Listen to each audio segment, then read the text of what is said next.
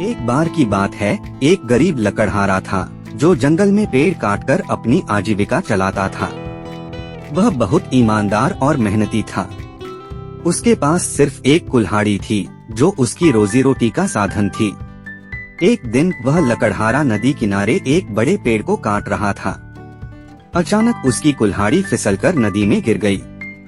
नदी गहरी थी और लकड़हारे के पास कुल्हाड़ी निकालने का कोई साधन नहीं था। वह बहुत दुखी हो गया और बैठकर रोने लगा। उसी समय नदी के देवता प्रकट हुए और उन्होंने लकड़हारे से पूछा, तुम क्यों रो रहे हो? लकड़हारे ने उन्हें पूरी बात बताई।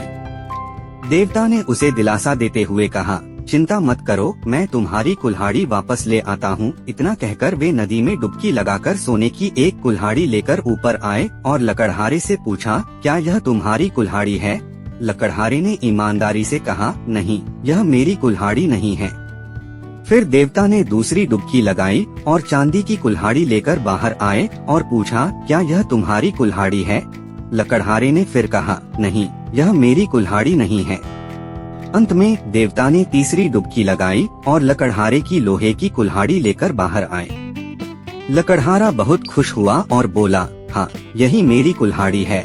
देवता उसकी ईमानदारी से बहुत प्रभावित हुए और उसे उसकी कुल्हाड़ी के साथ सोने और चांदी की कुल्हाड़ियाँ भी उपहार में दे दी। लकड़हारा खुशी खुशी अपने घर वापस आया और अपनी ईमानदारी की वजह से सुखी जीवन बिताने लगा।